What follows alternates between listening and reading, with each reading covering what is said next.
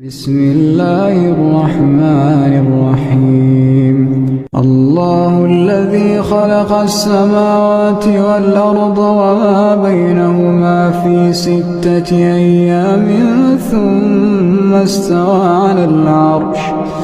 ما لكم من دونه من ولي ولا شفيع أفلا تتذكرون.